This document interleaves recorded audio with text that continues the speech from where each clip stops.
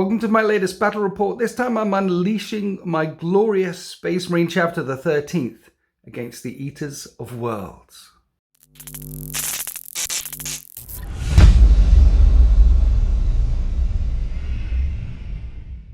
This is Plant. Say hi, Plant. Hi, Plant. I recently met you at the recent March of Winters event, and you had your World Eaters. I did. And you said to me, I've got these two. I'm coming down to see you in a couple of weeks. Yes. Which one do you want to face? So I said both. Let's go against both. So this is a 2,500 point game. And because it's 2,500 points, I'm bringing along some big support as well. And we're playing on this battle grid next to this ancient Eldari ruin. I like to think, Plant, that the 13th have already been here. We've been here for a couple of hours slaughtering Eldar, and you've been attracted by the blood flowing and the skulls and things. We've just been slaughtering everybody. So you've been over there wiping out the Eldar. We've been over here wiping out the Eldar, and now all the B team is out of the way.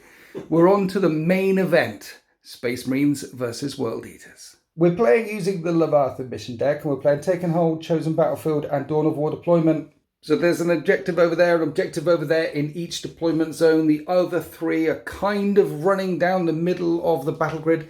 This one here, next to this ruin, is right in the center of the battle grid. And from turn 2 onwards, you get 5 points if you control an objective, 10 points if you control a second one, up to a maximum of 15 on the primaries in each of your command phases.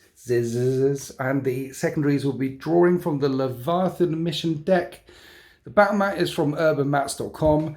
This was a gift from a friend. I made all the other stuff. And I'd like to thank you for watching this video. Thank you so much. It's good to get the 13th on the table. And if you are a member of the 13th Fleet, double thank you. If you'd like to become a member, a channel member, and join the 13th, then click on the things at the top of the YouTube. If you become a tier 3 channel member as well, you get an extra battle report every single Winters Wednesdays. So thanks for all the support. And now let's check out the armies, starting with the bad guys. My 13th Space Marine chapter. The 13th. The fleet-based chapter. We fly around all over the place. We're a mixture of many different chapters and things. And with the new Space Marine Codex out, I was really tempted by some of the other detachments that you can bring, but I haven't brought any of them. I've stuck with the Gladius Strike Force plan. And the reason why I'm stuck with the Gladius Strike Force is because I really like the opportunity to fall back, shoot and charge, which is the tactical doctrine one.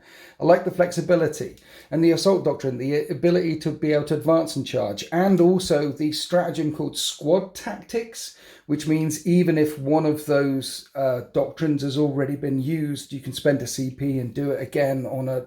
It's good. The flexibility of that thing is good. I was tempted by the Imperial Fist one, which is standstill and everything gets heavy. But, I mean, it helps you hit better, but you need movement in order to win games. And the flexibility of the Gladius Strike Force is just too good. There's also another stratagem that you can use, which is when an Adeptus infantry unit ends up within 9 inches of a bad guy, when they come spinning around, you can move D 6 inches away, or 6 inches if it's the tactical doctrine. So I'm sticking with Gladius. I like the flexibility of it. And leading the force today is Chief Librarian Sagan Mir. He's got the standard loadout that you see on the data sheet. That just represents his invulnerable save. And I've given him the Honor Vehement, which gives him bonus strength and attacks, and he'll be teleporting in with a unit of Terminators. He is my only HQ, and that is my only enhancement. And in amongst the ranks, we have 2 squads of Tactical Marines. One has got 2 Melters in, one has got 2 Plasmas in. I'm taking drop pods as dedicated transport for them. And during the declare battle formation step of the start of the game, when you declare battle formations, you can combat squad these things now. They still come in units of 10, but I think the idea is to put a 5 and a 5 in there, and then probably having the other 2 units of 5 either walk on from reserves or stand them on the table guarding an objective in the backfield or something. Other infantry on foot, 2 Devastator squads, one with las cannons, one with multi-melters, and the one with multi-melters are going to be jumping out of a Razorback there. Of course, Oath of Moment has changed, so you're just re-rolling hits now. But when a unit disembarks from a Razorback, if that Razorback hit the unit in shooting. So you move the Razorback round, the Razorback shoots at some of the World Eaters right in front. If it hits, then the squad that got out of it can also re-roll wounds when they shoot at the same target. So if that was the Oath of Moment target, those multi-arts could be re-rolling hits and re-rolling wounds. And so that's a nice little nugget. It would be great to pull off. I'm sure the World Eaters will try and do something about that. In the backfield, trundling up the table, we have 3 Devastator Centurions with grav guns. Grav guns are only strength 6 -1/3 damage. They're not great, but they do have anti-vehicle 2 up. So wounding vehicles on 2s is awesome. They're not great in close combat, but the ability to fall back and shoot or advance and charge, they're going to be, hopefully they'll be useful. Backing up the Land Raider and the Centurions will be a Predator Annihilator and a couple of Dreadnoughts with multi-melters chonking along, and then the Whirlwind will be raining hate in the backfield. And of course, we brought the Cerastus Knight Lancer along. I knew you were bringing 2 big Monsters of Doom, and I figured, well, the 13th would definitely call upon another big Monster of Doom to help repel boarders. This is really punchy. Not as punchy as a Brass Scorpion, but really punchy. It does get free tank shock when it charges in, so that's an almost guaranteed 6 mortal wounds when it goes flying in. And it does have a flat 4-up invulnerable save, and it does move a very long way. But I feel like, short of dropping in 10 Hammonators, wow, a big knight is much cooler than dropping in 10 Hammonators to get me up to 2,500 points. And we want to see these big creatures crash against each other. But however, having said all that, I think this is a relatively good list. There's some mobility here with the drop pods. There's some long range shooting with all the shooting. There's some punchy with the Terminators and the Knights and the Dreadnoughts, oh my. And I've got the flexibility of the Gladius Strike Force. So I'm feeling good about this one, he says, before we've even rolled a dice. I'm feeling good about this one. Let's go have a look at the World Eaters. And this is 2490 worth of World Eaters. Mine, by the way, is 2476 or something. It's a weird number. But 2490 of World Eaters. Remind people what World Eaters do again. So on the charge, World Eaters will get +1 strength, +1 attack. +1 strength and attack on the charge all nice the time. But they have a detachment thing. They do. So at the start of every battle round, we get to play a game of Cornet Yahtzee. Right. I will roll 8 dice, and based on the results of that, various buffs will become active for the entire army for the rest of the turn. Is that your command phase, my command phase, or both? So that's at the start of the battle round. Yes. So regardless of who's going first. Okay. But then that is then active for the rest of the turn. Right, so you roll at the start of the battle round 8 dice and basically looking for doubles and trebles and things like that. Absolutely. And you can apply, you've got a list of buffs that you can put on World Eaters, and you can apply 2 to the whole army. Yep. And one of them is Advance and Charge. One of them is Advance and Charge. Which is crazy good. So Assault Doctrine turned on. One of them is like +2 move as well. +2 move, there's Feel No Pains, there's various combat buffs, there's Fight on Death. There's a whole spread of things, basically. Nice. I just remember having played World Eaters before and thinking, hey, they're Chaos Space Marines. They're not going to be that quick. And then they all had +2 move. And then they were all advancing and charging. And then my army wasn't there anymore. Okay, so would you like to tell us what you brought along? Certainly. So heading up the force today is First Captain Khan. Khan! Got to bring Khan, man. He's a G. The betrayer himself. What does he do when he's attached to a unit? So he gives the Captain Lieutenant rerolls. So he rerolls once to hit, once to wound when he's attached to a unit. And there's a unit. And there's a unit. So that's 10 Berserkers. There's 3 Plasma Pistols scattered around in there, and 2 Cornate Eviscerators. And they're re-rolling hit rolls or 1, re-rolling wound rolls or 1 in close combat. They certainly are. And you've got a Rhino for them. I do indeed. With Khan. With Khan. Brilliant. Is he your warlord? He is my warlord. Of course he's your warlord. He's got to be the warlord. Not bring Khan. The only person maybe who supersedes him is Angron, but even that's, he's champion of core. Yeah, he's got some other buffs as well, some other cool things he does. He does. So if he's not in his pimped out Rhino, at the start of the charge phase, he decides if he fails a battle shock, he has to take a battle shock test. If he fails it, he decides that he doesn't like the look of one of his mates, and he increases his kill tally by 1. Brilliant. So if he's not in engagement range of anyone at the end of your command phase, he could potentially kill one of his own guys. Yeah. Khan, the betrayer, and there was something else. I forget what it is. Fight on death. Fight on death. Fight on death. He always fights. Khan always fights. Even if you kill him, unless you shoot him to death, I think I need to shoot him to death. Maybe. Please don't. Who's this? Well, no, please do. Yeah. Who's this fella he's running around with on So this this is juggernaut? my Lord on Juggernaut. Okay. Unnamed at the moment, but he's risen up through the ranks. He's proven himself as a worthy slayer. Okay. And got himself a fancy steed. Okay. So he allows rerolls of advances, rerolls of charges to any unit that he's attached to. Okay. Potentially blood surge moves if I chose to attach him to the berserkers, which I'm not in this case. Okay. And then he does mortal wounds on the charge, basically. Nice. If he gets into combat. Did you give him any enhancements? I didn't, so I've run out of points, unfortunately. Okay. I would have given him something, but they updated the points for the Scorpion, which they said they weren't going to do. And he went up 5 points. Oh no. Which meant I couldn't afford something. Okay. Which is a shame, but it makes it nice and simple for me. Okay. What else we got? So there's a unit of 10 jackals. So those are just your basic cultists. Yes. They run around and they're surprisingly choppy, surprisingly tanky. You got an icon in the squad? Yep, so there's an icon at the back. Yeah. That allows you to re-roll one of the blood dice. If you're on an objective? If you're on an objective. Okay. They have sticky objectives, which are really useful. Okay. Especially when the entire army wants to surge forwards anyway. Yeah. And then you've got Big Jeff at the front with his Skull Smasher. Yeah. And then on his right is Little Jeff with his Mauler Chainblade. Big Jeff, Little Jeff. Love it. Did you put an icon in the Berserkers as well? I did, yes. I did. So everything's got icons Nice. where possible. Normal 8-bound? Normal 8-bound. I say normal 8-bound. There's 6 of them and they're very scary and they have a bajillion attacks. Yes, I feel like Games Workshop's maybe missed an opportunity here because they're called 8-bound, but they come in units of 6. They move 9, and I think they've got 5 attacks. That's terrible. They should definitely be able to come in, because Plague Marines, you can bring them in units of 7 now, so these guys should definitely be able to bring in units of 8. On that note, Khorne Berserkers should definitely be able to come in units of 8 as well. Exactly.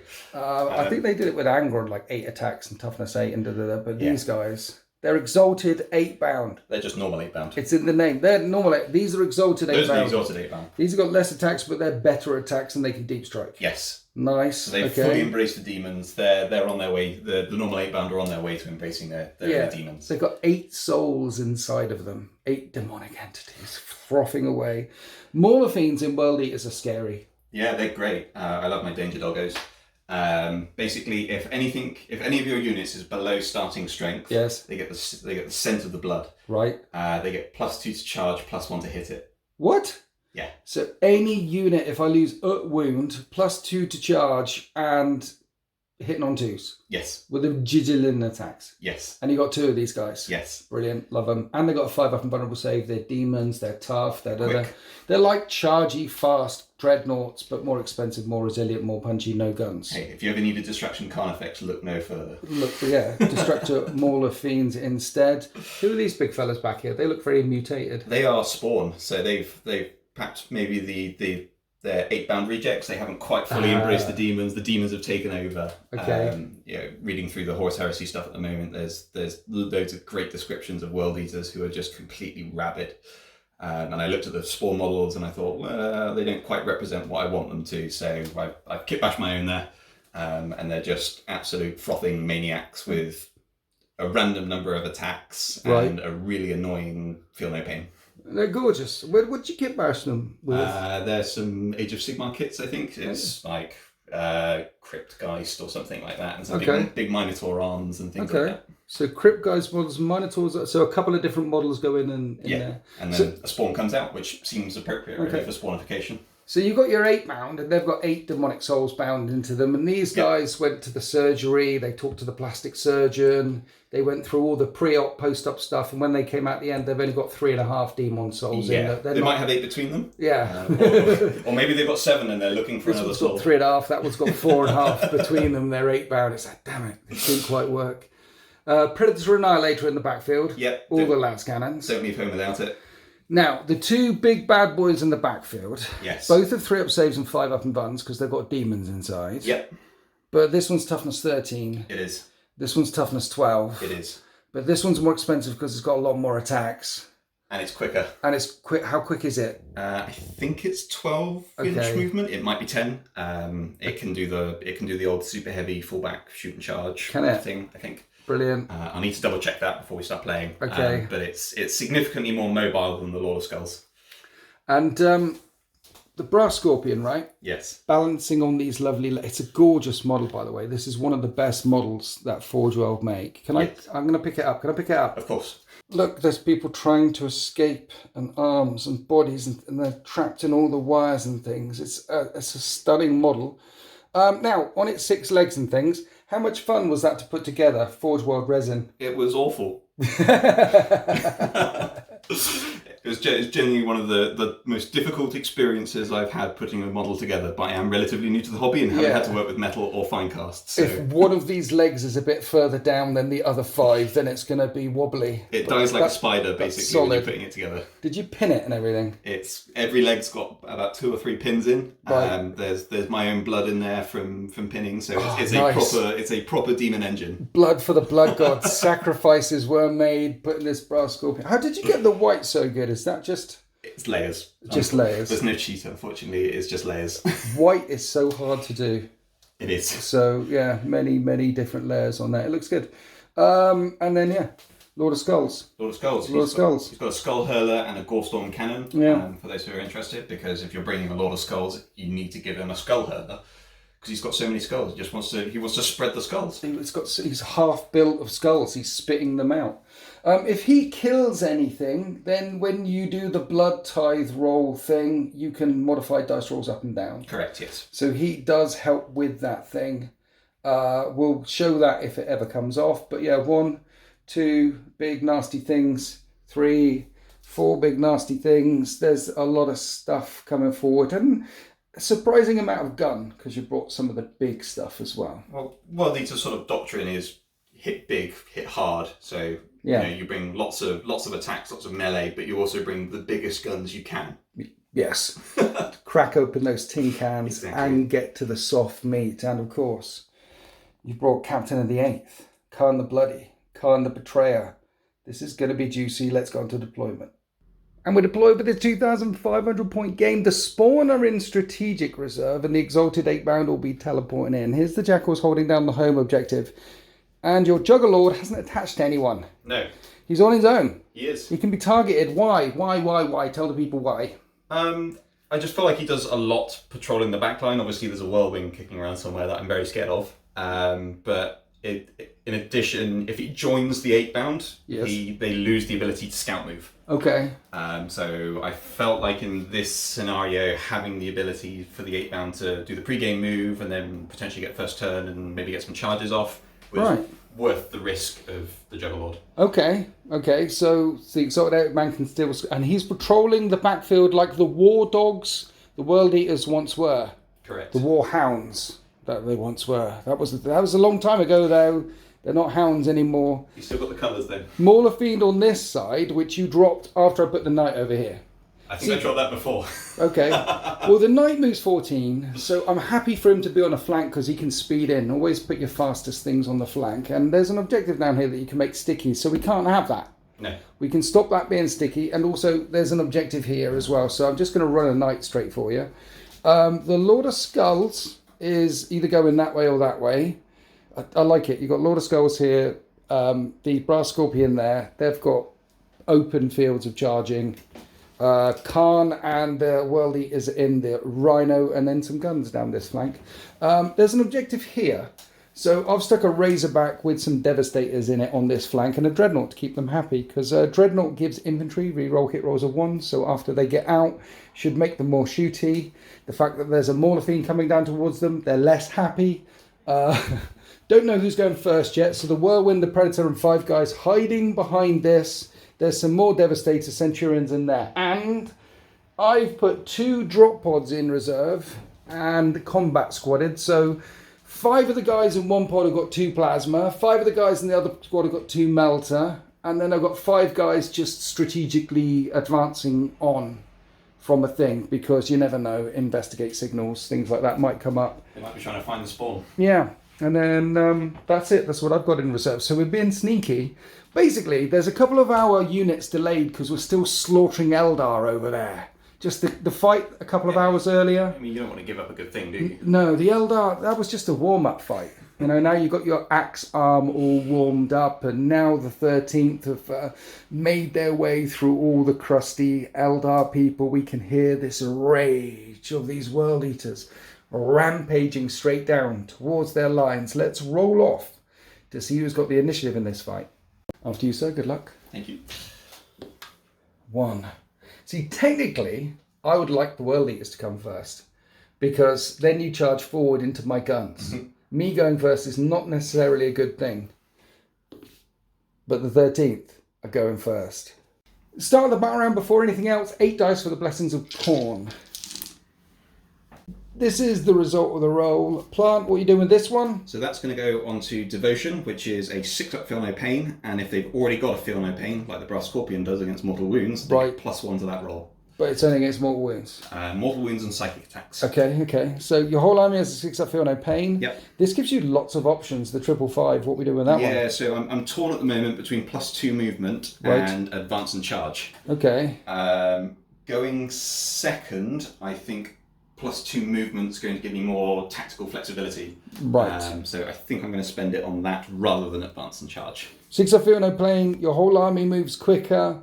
We won't show this dice roll every single turn. We'll just tell you what we get further on. But that's how the mechanic works. And the orders for the 13th are assassinate that Juggerlord, which isn't attached to any units at all. So I could target him with an out of line of sight firing whirlwind. And investigate signals. Check the corners of the battle grid. Make sure that there are no sneaky Eldar left alive out there. So, in my movement phase, this Dreadnought has run forward to take this primary objective, and now I'm only on 2 primary objectives. I didn't come forward very far because World Eaters need to shoot a few of them first. No tactically repositioning. We're also pulling back here with the Razorback and the Knight. Yes, I'm spending my first turn with my Knight by reversing it backwards, investigating signals behind me, checking sure that there's nothing sneaking up from the rear. That will be 4 points. Assassinate something.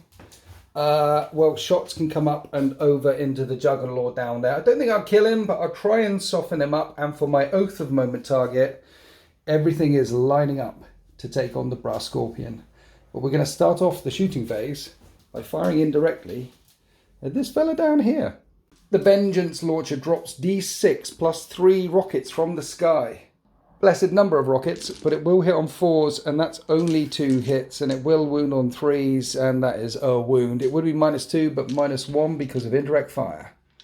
So he's got a 3-up save, which he makes. And then if he does take wounds, you have to do Battle Shock from the fire, but he didn't take any wounds. He's fine. Haven't assassinated a target. Okay, we tried. Let's start here with the Devastators, firing everything at the Brass Scorpion. 3 las cannons hitting on 3s, re-rolling because of Oath of Moment. Haven't done any of my doctrines yet, you may have noticed. And these are strength 12 and your toughness 12. And no re-rolls to that on Oath anymore. So 1 gets through at -1 minute, you've got cover. -3 becomes -2, you've got 5 up and vulnerable save anyway, which you make. Okay, so that was the last cannon team. Let's go on to the Land Raider, firing at the same target. 3s to hit, twin-linked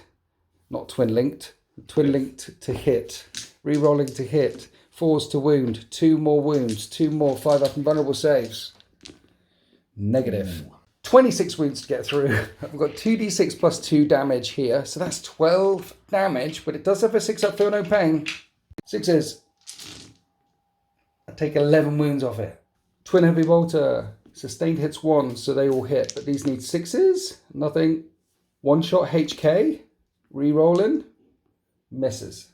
Okay, 1 tank down. Now onto the Predator. Side Sponsoon las cannons coming in hot. Both of them hit. Both of them wound. Great targeting there from the Predator gunners. And he failed both of those saves. Come on, boy. D6 +1 damage here. I think I'm going to have to. Okay. So I'll spend 1. Yeah. No. Doesn't work. So 2d6 +2. Feel no pains. Yes, 11 times. You made 4 of them. He's on 8 wounds remaining. Then the autocannon turret hits on 3s and re-rolls. And then I need 5s to wound with that gun.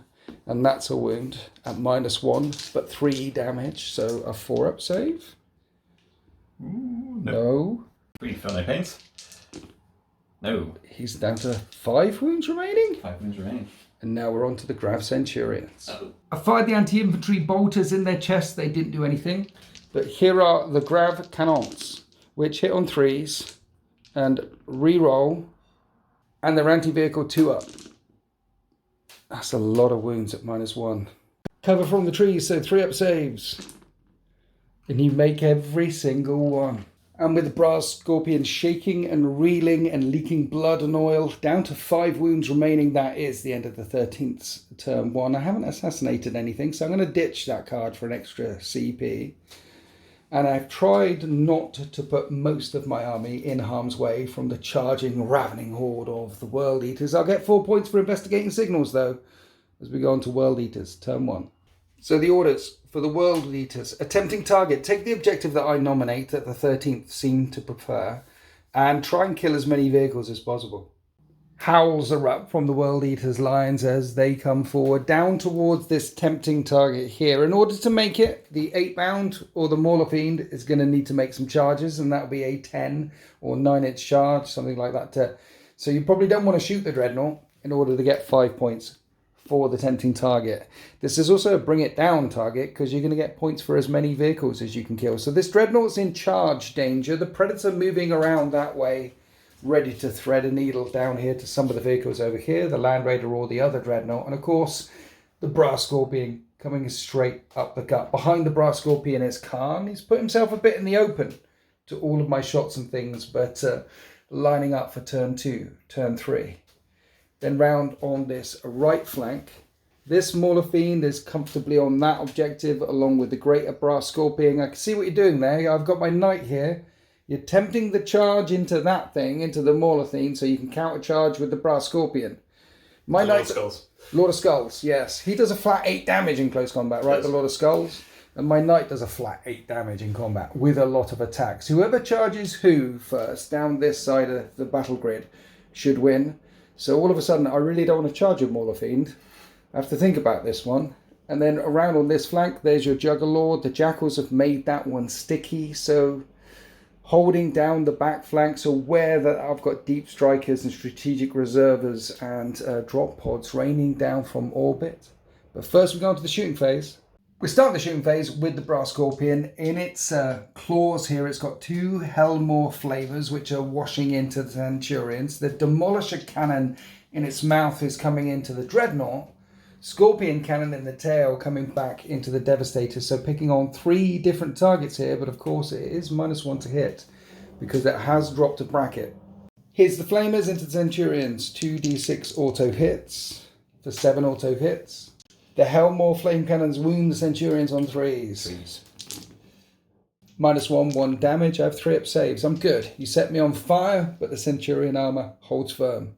Now, d6 shots +3 from the Demolisher Cannon into the Dreadnought. I'm not going to armor contempt this. I'm waiting for the last cannons from your Predator. So number of shots.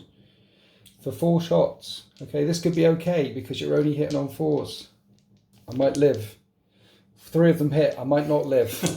What is the strength of a Demolisher Cannon these days? Because 14. Toughness 9. Okay, 3's to wound.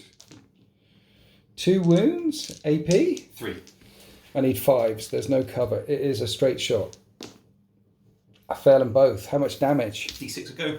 Ooh. And that is 10 damage. That is a dead Dreadnought. You've one-shotted it and it blows up in my lines. 1 mortal wound to my vehicles and the Centurions. Now we're onto the Scorpion Cannon on the top. The tail slashing down into the Devastators. And this is 15 shots. Hitting on 4s though.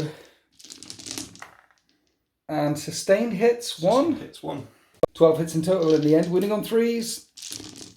That's pretty good. And it's like a heavy bolter at -1, 2 damage. But I'm in a crater. So 3-up saves. But each failed save will kill a Dev. And that's all of them but 1. Let's command point one of them. These are las cannon teams after all. Yay, 3 die. Good shooting from the Scorpion there, sowing murder in amongst my lines. Now we're on to the Rhino. We did the storm bottle shots from the Rhino in the Centurions. Didn't cause any wounds, but the Havoc Launcher is coming back here to try and polish off the Devastators. It's D6 shots for the Havoc Launcher. So 6 shots, 3's to hit, and 3's to wound. All 3 wounds come through. 3 up saves. I'm good.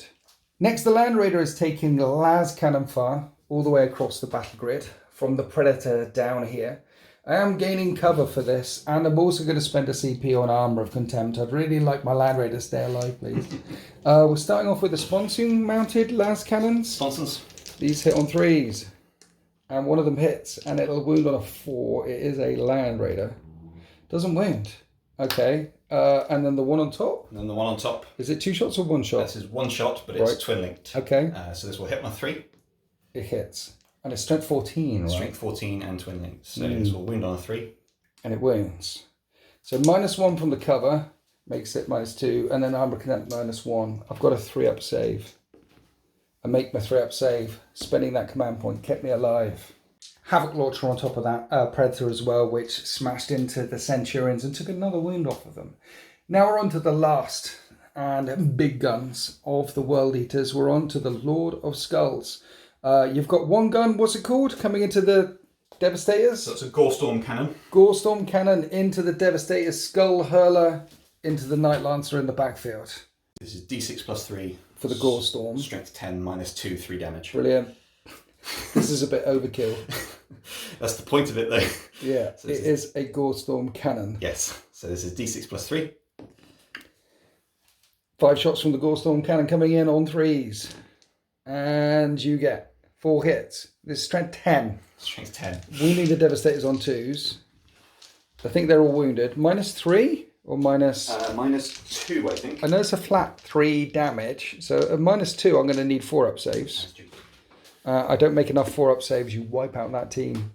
Then this gun here is a Skull Hurler. You can see the skull. Exploding skulls from the warp. It's really swingy though. 2d6 shots into the Night Lancer.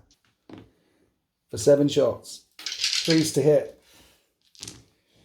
Nice. Everything hits. Strength 14. Yes. These are big exploding skulls. Have you seen the size of them? They're like Space Marine sized. Yeah, they're like orc skulls, ogre skulls, things. Okay, so 3 wounds, minus quite a lot, but I have a 4-up invulnerable save. And I fail all of them. How much damage is it? That's 3 damage you go. The Lancer drops from 25 wounds down to 16 wounds. He doesn't get any of his feel no pains or stuff like that. Those are detachment rules if you bring a Knight detachment. And I haven't brought a Knight detachment, I've brought a Free Blade, which I've attached. Anyway, some revenge there for hurting your Brass Scorpion. That was very mean, I thought. That was pretty good shooting for the World Eaters. Spreading fire and pain all across the line, but we have some charges coming up. To take this tempting target, this Mauler Fiend we worked out needs a 10-inch charge against my Dreadnought. So good luck with this. And that's a 10. The 8-bound want to follow the surge. They got to make a 9. And they make a 9. You got a 10 and a 9. Corn is angry this day. Crump, it looks like that Dreadnought's in trouble. Now we're coming across the middle to the Brass Scorpion. I've got 1 CP. I'm waiting to Overwatch. He's only got 5 wounds remaining. And each of these that gets through the grav gun is 3 damage. And I'm re-rolling all hits. Because he's still the Oath of Moment target. Do you want to risk the charge with the Brass Scorpion, sir? Of course. It's a 6 or 7, I think. Oh, no. That's a failed charge. You have got a CP. You got a can CP. re-roll. That's what they're there for. And that is a failed charge. The dice gods say no. And I am overwatching. Again, I fired the bolters. They've just bounced. But here's the grav. Weaponry, I need 6s. Nothing hits. Re-roll. Oath of Moment. 3 hits. Anti-vehicle 2-up. Wounds on 2s. 3 wounds. No cover this time. You need to make at least 2 4s to stay alive. You have got your feel no pain though. I do, yeah. You have got your feel no pain. What could possibly go wrong? Death, murder, blood. Yeah. So you take 3 damage, 3 feel no pains of 6 up. He only takes 2 damage. He's down to 3 wounds remaining, so that's why the charge failed. He tried to come smashing through the lines, and the grav weaponry, he's weakened, held him back, pushed him back. But he's still standing there, steaming, smoking, dripping oil as we come across here to the charge with the Mauler Fiend versus the Dreadnought. But we're going with the Eviscerators because they get the pile. If they went first, see, if the Dreadnought's dead, they don't get to pile in or anything. So this way it gives you extra movement. I love it. There's a Sergeant in there, Sergeant equivalent, going with some Lacerators. What does he hit on, 3s? Yeah, so he hits on 3s. He's got 4 attacks base, but because he's made a charge move, he gets +1 attack for being a World Eater. Yes. Normally they're strength 9. Right. They are I'm toughness 9. That's fine. They're strength 10 though, because he's a World Eater. Brilliant. He's angry. They'll be re-rolling 1s to wound, because that's just, they have an aura that does that for all World Eater units. Okay. So 3s to hit with some Lacerators. 3s to hit. And because you charged, you need 3s to wound. That's only 1 hit. That's all he needs. And it'll be 3s to wound. That's a wound. AP. -2. 4 up save. I'm fine. Loves it. Then there's 4 more that can fight with 8 bound Eviscerators. They each have 7 attacks. 28 attacks hitting on 3s. They're more anti-infantry than anti-tank. So they're winning on 5s, but they reroll 1s. That's what 8 bound do. There's a lot of 1s. 6 come through at -2, 2 damage. So 4s. I take 6 damage. My Dreadnought's still alive, but I don't have the CP to interrupt. So the Mauler Fiend gets to fight. So the Mauler Fiend, because you're hitting a target that's injured, now he's got the +1 to hit. Yeah. That's another way. That's why he did it this way. Crack the sarcophagus, you can smell the blood, and he wants it. He wants it. So he's hitting on 2s with his big fist of doom. And yeah, that worked. Everything hits. What's the strength of his big fist of doom? 14 or 15. Brilliant. With +1 strength. He's still 3s to wound. That is 6 wounds. AP? -2. So 4s is what you're telling me. It is.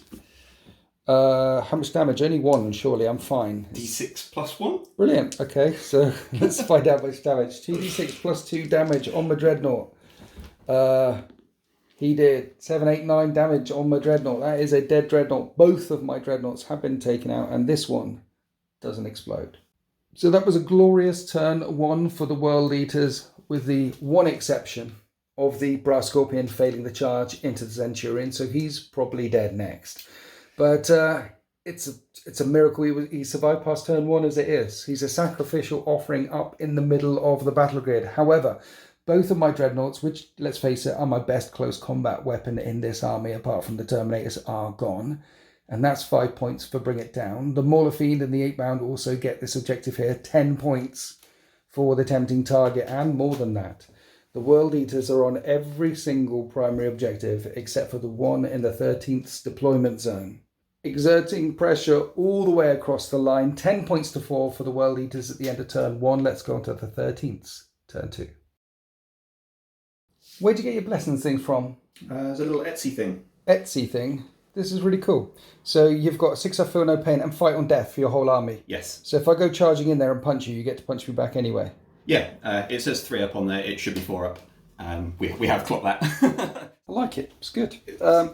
Extend battle lines, hold my home objective and 1 in no man's land, and deploy a teleport homer. The 13th have been pushed back, and now we need to retake some of this battle grid. Here we are after the 13th movement phase. 2 of my units are still in reserve, 1 of the drop pods, and the unit in strategic reserves that's outflanking, and I've dropped in this way. The pod itself is deploying a teleport homer, and I've got some melters that are going to hit the rear of the Lord of Skulls, because there's going to be las cannons coming in from the Predator and the Land Raider on the other side, hitting the Lord of Skulls as well. I'm under no illusion that I can kill it in 1 round of shooting, but hopefully I can weaken it down, because the Night Lancer, well, I've got to take the bait. The Night Lancer is going to go charging in and try and clear away that Mauler Fiend. Then it'll be the counter charge from the Lord of Skulls into my Night Lancer. Or you've got Terminators and a Melter squad in your backfield that you have to come back for. See, making the World Eaters think. They don't like to think, because Khan's in a Rhino over there, and he was here a minute ago. And he was busting up the table to get down towards the soft meat in my deployment zone. And now all of a sudden, that Rhino might pull a handbrake turn and come back for the soft meat running through the World Eaters deployment zone, giving them something to think for. And talking about giving him something to think for, the Terminators are in as well. with my Warlord. I know you've made that objective sticky, but I want to shoot away all the Jackals so you don't make any more objectives. And you spent a CP on rapid ingress. Yes. And the Exalted 8-man have dropped in here. They've hunted the Terminators through the warp. Okay. So they've seen the flashy, blinky teleport. Deployed teleport Homer on the pod. They've seen that. They've smelt them from the warp and the Exalted 8-bound are in. So there will be some units potentially coming back. As for extending battle lines, well, the Brass Scorpion's only on 3 wounds remaining, and the Centurions do 3 damage weaponry, and they've stepped forward to take the central objective there. So that should be extend my battle lines. Well, it is already, I think so, because of OC, but it should be a dead thing.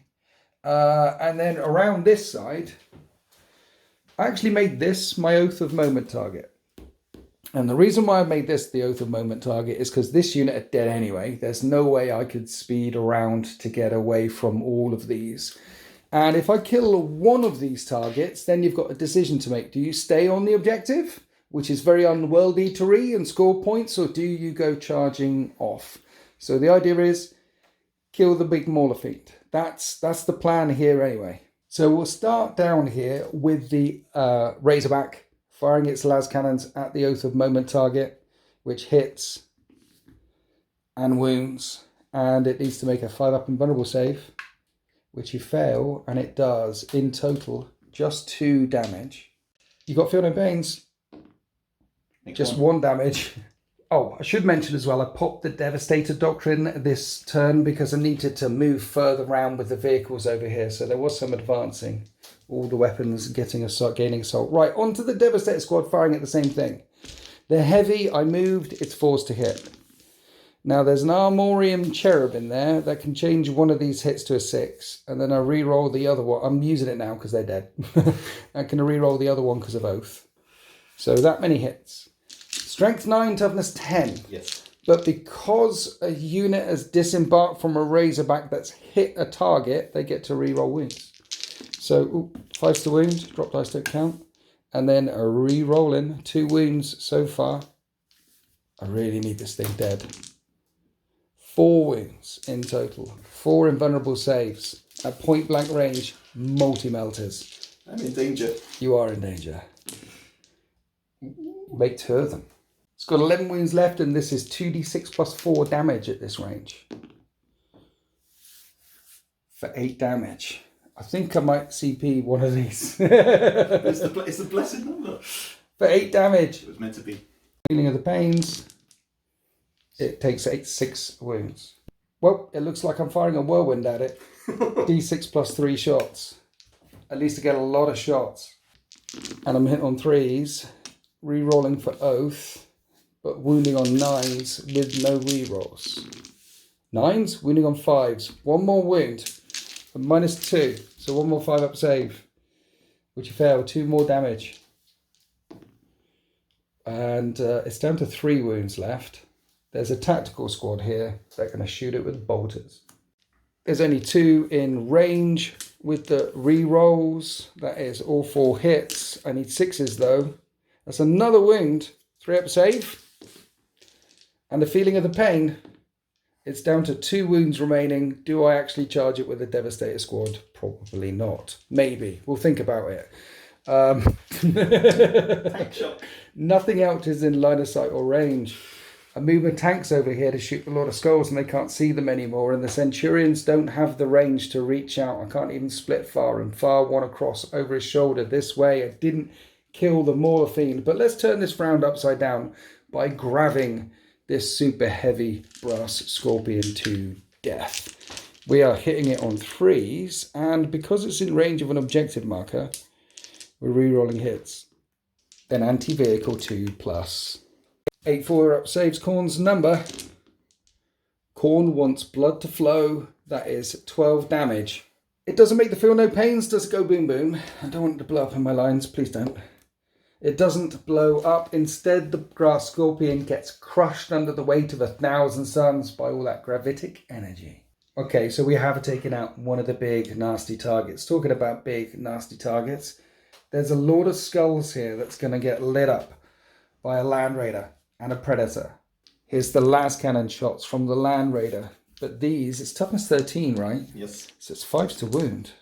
I still get 2 wounds through. 5 up and buns. Oh dear. 2d6 plus 2 to this. Wow, that's big money. 13 damage from the 13th. 6s for the feeling of the pains. Okay, 11 damage from the 13th. Sorry, 10 damage. It's down to 14 wounds remaining. Heavy bolter. Only 1 hits. Doesn't wound. Okay, on to the Predator. 2 sponsoon mounted las cannons. Both of them hit. 5s to wound. One of them wounds. Another 5 up and bun. No, another d6 plus 1 damage. For only 2 damage this time. It was a dead shot. It just spanked off. So you get to re-roll. 1 minute. Yeah, the other Predator's got re-rolling damage against vehicles and things. This one's got plus 1 AP if it shoots its turret weapon at infantry or stuff. It's really good at killing infantry. So, feeling of the pains. At least that's another 2 wounds. And you are in rapid fire range of the Predator autocannon this time. So it has got 6 shots, which hit on 3s. But this needs 5s to wound. And a wound 4 times. -1 but +1 because you're greatly obscured by the Eldar ruin there. So 4 3-up saves. And you make every single save. And that's the big firepower from the tanks. Half crippled the Lord of Skulls. It's on 12 wounds remaining. So one of the big walkers is gone. The Lord of Skulls is a little bit crippled. Now I've got some melter shots that are going to fire up in it as well from this. Just these brave tactical marines down here who are definitely not hiding behind that drop pod from Khan. But again, as I said, I'm quite happy for Khan to be back here in turn 2, turn 3. So it's Khan. The melters, one of them hits, and it wounds. Another 5-up save. And he failed to save, d6 damage. It's a critical shot. It's 5 more damage, 5 more feeling of the pains. I can see 1. It's down to 8 wounds remaining. Then bolter fire. The holy bolter smashed into the rear of that massive vehicle, causing no damage. The pod isn't firing in because there's a teleport homer inside the pod. That's the one deploying the pod. That's why there's only 5 guys getting out of it, because it's quite bulky. It makes up the space of the other 5 guys. Now we're going to come across to the Terminators. Their Stormbolters should do work against these Jackals and clear them away from the back line. So let's see if Big Jeff and Little Jeff and the lads can take all this firepower from the Terminators. They hit on 3s, and the Librarian in there gives me sustained hits 1 on those 6s. Stormbolters wound those puny humans on 3s. The Jackals have a 6-up save against this. There you go, that's 5 6s. And they normally have a 6-up feel no pain. Yep. But it's increased by 1 because of your blood type thing. Yeah, so the blessings give you a 6-up feel no pain, or if you've already got 1, it increases the feel no pain by 1. Brilliant. Drop dice don't count. 5-up feel no pain. That helps. 5 of them die, straight shots with the missiles. 1 of them hits and explodes 1 for 5 feel no pains. And then we're doing smite. And we're not doing the focus thing, but it is d6 for 4. And we hit on 3s with the psychic power. Everything hits. So you get sustained for that? Yes. And wound on 3s. So that's only 2 more wounds. It does, and it ignores the armor and does d3 and d3 for more feeling of the pains. And when the smoke clears and the psychic dust settles, there's Big Jeff and Little Jeff left. And then the Night Lancer would love to turn its attention down towards them, but his range of his gun is only 12, so he can't shoot them. So they're gonna be okay. In fact, I'm not even going to shoot it into the Mauler Fiend because I'm that confident that I can kill you in close combat, because that is the end of the shooting phase. First, however, I need to make the charge, and I spent my CP on that reroll for the Melter. So there's no reroll for this, and I think it's a 6. And that's an 11. The Night Lancer's definitely in. Now, on this side of the battle grid, much as I'd love to charge either the Razorback or this squad into your Mauler Fiend on 2 wounds remaining and kill him, I don't have a CP for Tank Shock. And I couldn't use it twice in the same phase anyway, because the Lancer gets 1 for free. Sure. So I can't kill you with a tank. And if I charge you with my squad and manage to kill you, you fight on death anyway. So from the blessings, there's a 50-50 chance he'll fight on death. Right. And these guys are going to be hitting on 3s, wounding on 6s. He's only got 2 wounds. He's only got 2 wounds. I'm not going to charge him. I could potentially overwatch him and kill him that way. True. That could be a thing. He's still my oath of moment target. So we're not going to charge. We're going to hold. And we're going to come over here to the Knight Lancer. He's going to tank shock that Mauler Fiend for free. Here's the tank shock dice. Looking for 5s up to a maximum of 6 mortal wounds. Feeling of the pains. That's 6 mortal wounds. The Mauler Fiend's down to 6 wounds remaining. Then the shock ram hits on 2s. And it's strength 20 with Lance. So it wounds on 2s. And that is 3 invulnerable saves. Each of these doing 8 damage. Ooh. Only 1 comes through for 8 damage. You've got the blessed number to make. What could go wrong? And if you make 3 of these 6s, he's going to be alive on 1 wound remaining. Does the Mauler Fiend survive? No. No, it was just enough to kill the Mauler Fiend, who can fight on death on a 4. He doesn't fight back. Explosions. Oh, yeah. And he doesn't explode either. He just gets a run through and speared on the end of that shock lance from the knight. And that is the end of the 13th turn 2. Things are a bit more manageable now. I don't fancy my knight's chances for very much down this end of the battle grid, and all the way down the other end of the battle grid. I don't fancy these vehicles' chances either against the 8-bound or the Mauler Fiend or stuff. But at least it's down to 2 wounds left, and there'll be battle shock tests to make. The middle is looking a bit naked for now. Khan has got some decisions to make, forward or backwards. Anyway, at the end of my turn, tacking on the 5 for the primary as well, I have extended my battle lines and deployed a teleport homer, making it 19 points to 10. And the World Eaters currently hold this objective down here because it's sticky, and the one all the way over there. So at the start of their turn 2, it'll be 20 points to 19 in favour of the World Eaters. So they're 1 point in the lead, the World Eaters, and their orders are somewhat mixed. Assassinate, kill Sagan Mir, my librarian, and cleanse actions on objectives in Nomad. This isn't going to happen, let's face it. They're World Eaters. At the end of the World Eaters movement phase, they're not lining up to cleanse any objectives. Instead, they're just lining up to kill. The quiet things that are happening in the backfield, as some spawn came on for strategic reserve over there, just to close out some of the options from the drop pod from dropping in. And down in this table half, the Mauler Fiend and the 8-bound want to clear away both the Razorback and the Multi-Melter Devastator team. There's a lot of anti-tank here, a lot of anti-monster here, and he wants them gone. Khan, of course, got out of his Rhino before the Rhino moved forward. I still have objective control over the one in the centre, but the Rhino is right in the middle, and it's going to be a pain. And Carmen came out this way. He wants to make a charge against the Tactical Marines. And talking about charging, we have Exalted 8-bound and the Juggerlord trying to come straight down towards my Terminator squad. Now, at the end of the movement phase, Terminators come with a teleport homer. So you could do the rapid ingress stratagem for free.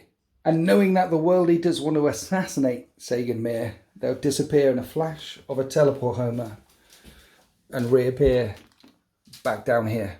I'd like to say it's strategic brilliance, Plant, but you did the rapid ingress, and that reminded me I had rapid ingress. And I put a token down here for it to hold on to my home field objective, which is pretty good actually, because you've got all the other stuff which is going to come rampaging that way in a minute. And hopefully that'll prevent me from getting assassinate and cleanse and running away on the secondaries.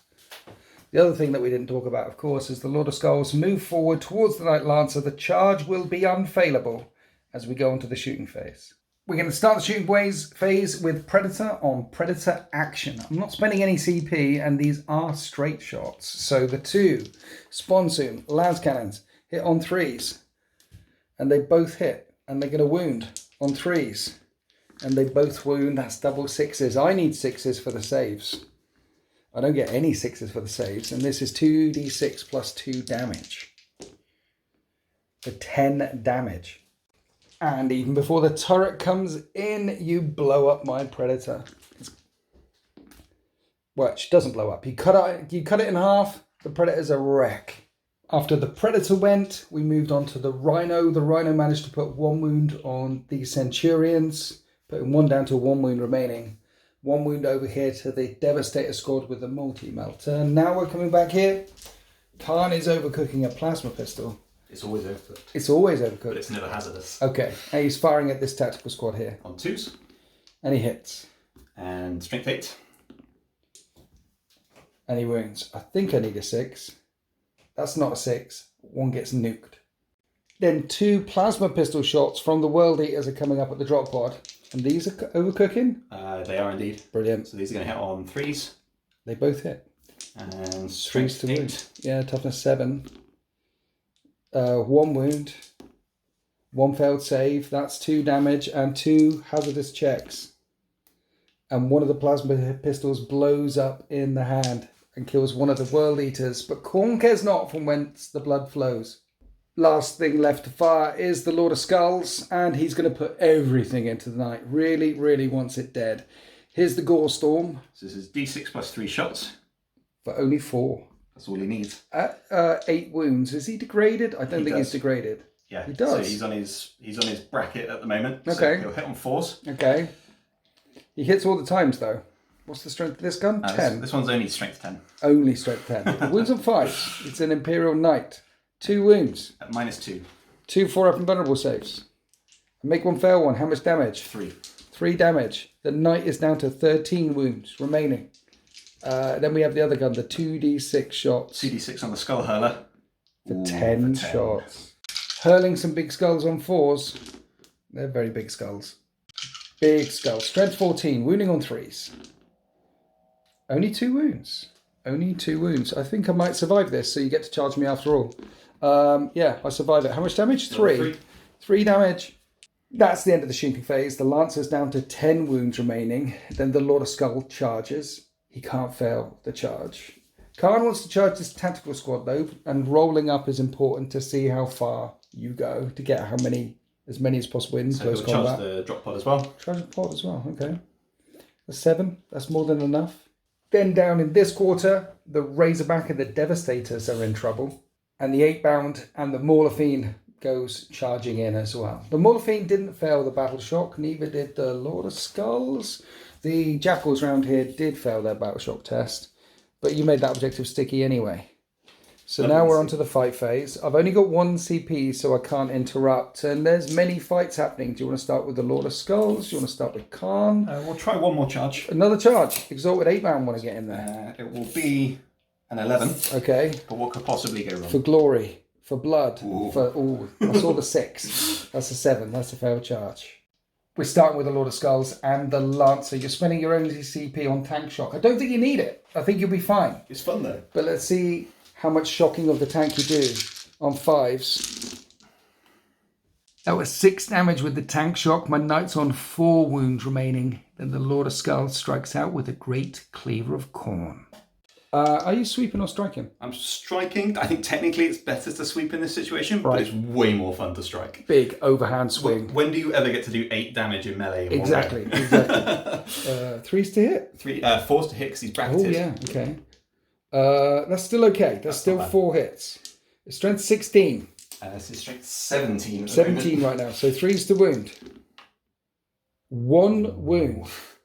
It's 8 damage. It is 8 damage. I'm on 4 wounds remaining. And I've got a 50-50 chance of a save of 4 up. I never make these. It would be nice to make one. I mean, when do I clutch a roll? Oh, yeah, you never. Never. 50-50. Here we go. He's alive. He's alive.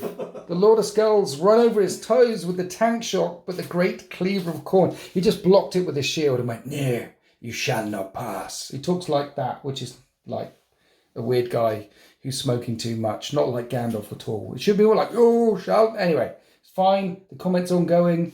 Let's turn those World Eaters' frowns upside down and unleash Khan against the tactical squad. Khan has 8 attacks, of course he does, but +1 attack on the charge because of World Eaters, and he hits on 2s. Gorechild. And he's leading the unit, so he rerolls 1s. And Gorechild is strength 6? Only strength 6. Yes, only. Wounding on 3s, but rerolling 1s. There's 1. -2, but 3 damage a go. He's a Terminator killer. Right now he kills 3. There's one tactical marine left who's going to take all the attacks from the World Eaters that want to hit him, and the rest are striking the pod.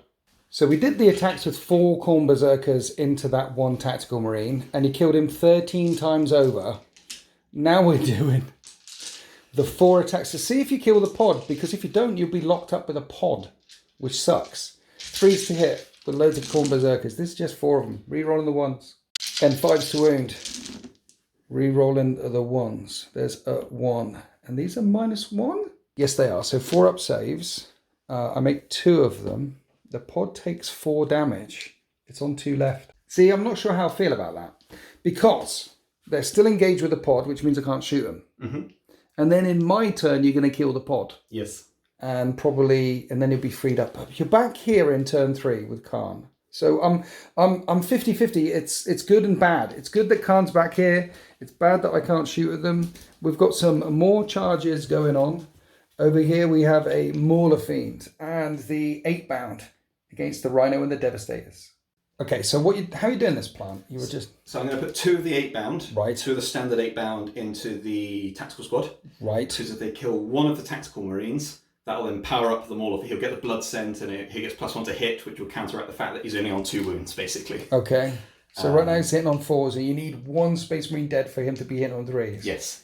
So 8-bound first. 8-bound first. I like it.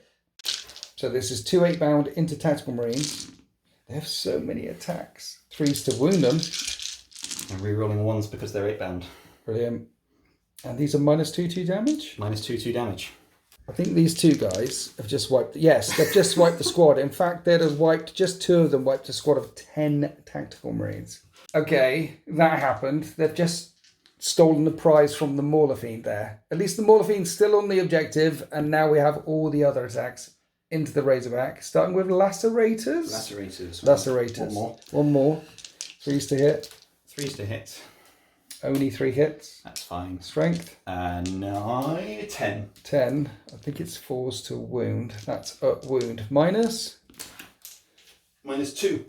3 damage. The Razorback's on 7 wounds remaining. And then here's all the other ones. Eviscerators. 5s. Reroll any 1s. So that's just their native thing. Reroll 1s to wound. Yes, they reroll 1s to wound naturally, and if the unit's below starting strength, they reroll all wounds. Okay. And that's an aura as well. Cool. -2. 5s. Drop dice don't count. That was 1 until that dice knocked it over, so that's 8 damage. And the Rhino doesn't blow up. After the Razorback was ripped open, the 8-bound consolidated to get back in range of that objective. And that's 3 units wiped out. And that's all the attacking units spoken. And now my knight gets to strike back at this Lord of Skulls. How many wounds is the Lord of Skulls on? 8. 8 damage weapon coming through. Have you got your 6 up, feel no pains? I do. You do? Okay. I'm hitting you on 4s though, with his Lancy thing. I hit once. Have I got a CP? I have got a CP. Because I'm wounding on a 3. So let's CP reroll one of those strikes. I only hit once. I wound on a 3. I wound you. Minus a bajillion. 5 up invulnerable save. Which one do you want? Pick one. Pick a dice. Any dice. This one. This is the one. A 5. You fail the 5, and this is 8 damage. You need to make at least one of these 6s. We've got all the dice. 6s coming up. 1, 6. The Lord of Skulls is down to 1 wound remaining, and defenders will get to fight first. Mind you, I can shoot in. There are 2 vehicles, so I could potentially shoot in the shooting phase. That is the end of World Eater's turn 2. That was a pretty impressive turn. All of a sudden, apart from that drop pod up there, the remaining footprint of my army is down here. I do have 1 more drop pod coming and 1 more tactical marines outflanking somewhere. So, but a very, very strong turn from the World Eaters. Apart from the fact they didn't achieve any of their secondary objectives because I teleported away and blah, blah, and they're not cleansing anything. So it was 20 points to 19 at the end of turn 2. And I'm on this objective and this objective, which will get me 10 points on the primary. So it'll be 29 points to the 13th and 20 points to the World Eaters at the start of Space Marines turn 3. So the World Eaters might be fighting on death on a 50-50, and they gain lethal hits for their whole army in melee. And my orders are to kill as much as possible, no prisoners, and secure no man's land. So my Oath of Moment target has to be the Lord of Skulls, because if I don't kill it in shooting, then you're going to kill my knight in melee. And even though it's on 1 wound remaining, it'll kill it in melee. And then in your turn, it's down in amongst my lines, killing loads of more stuff.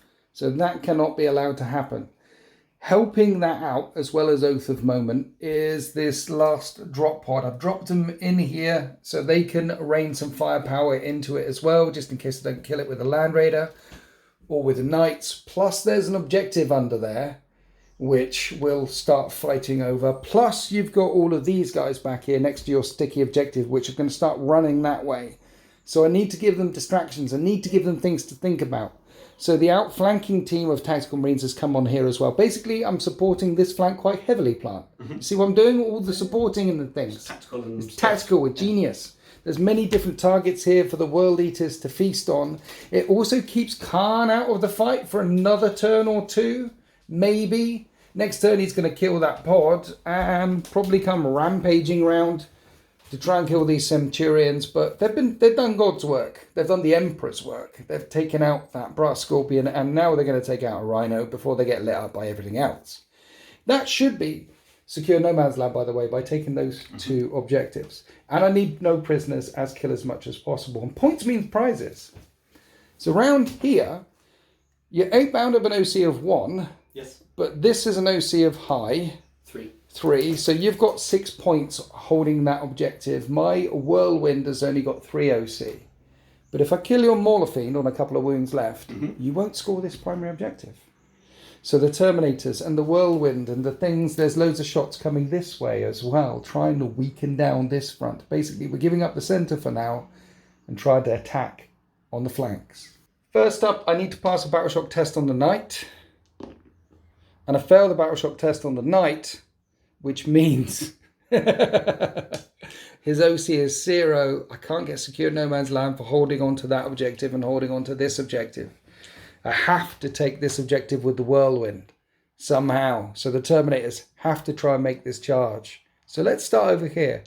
Whirlwind firing into Mauler Fiend 1 more time. And we have 8 shots. Hitting on 3s.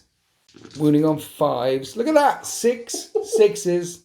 That's some good witness head right there. I love that. If you're interested in getting these dice, I've still got a couple of packs left available. Email me at winters40k@gmail.com and I'll let you know costs and how to get them and things like that. Do you see that? 6 6 6. It's fine, I can just roll 6. I can do it again. Well, you haven't got your Feel No Pain now. No, I've turned that one off for the Okay. moment. So 5s. Dead Mauler Fiend. It's going to blow up as well, definitely. It definitely doesn't blow up. It's close. And at least you're not scoring that objective. I do need secure no man's land though. So we're going to start down here with the Tactical Marines firing everything at the 8-bound. Here are all their bolters. These hit on 3s and will wound on 5s. 1 wound. 1 3-up save. Let's start tickling them. I don't tickle them. Next, the Terminators are going to fire in. Here's straight shots with the missile launchers on 4s. 3, sorry, that's sustained. So 2 missiles somehow score 3 hits because one of them goes straight through one and into the other one and wounds twice. -2 or -2 more on the saves. Okay. You make 1 fail 1 and d6 damage. Only 2 damage. I think they start off with 3. They do. Well, here's some Storm Bolters with sustained hits. They're swollen by the warp though. So 5s to wound. Just 5 3-up saves. And he only failed 2. At least to kill 1. And this time Sagan Mir is going to do a smite. And this time he's going to overcook. Sagan Mir calls upon the powers of the warp and smites 3 times. And he hits on 3s. Twice at strength 6. Wounds once. Invulnerable save or d3 damage. Failed the invulnerable save. 1's on 2 wounds remaining. And his brain explodes. Hazard check. Don't roll a 1. I don't roll a 1, and you want to put that one back in and take one of these away, or do that. You're still in coherency, because that way you've still got an OC of 3, and I've got an OC of 3, and I'm not automatically getting secure no man's land. You want to keep them. Yeah. You want to keep 3 in range there. Because right now we're offsetting each other. I need to make this charge, which is why I haven't spent a CP. I'm keeping it in my hand for the CP reroll, in case I need a CP reroll. Let's get down into the middle. Let's have the Centurions hitting on 3s, rerolling 1s, and wounding on 2s against that Rhino. You're spending a CP on smokescreen, and I just realised I'm rerolling all hits anyway because you're next to an objective, and so that many hit.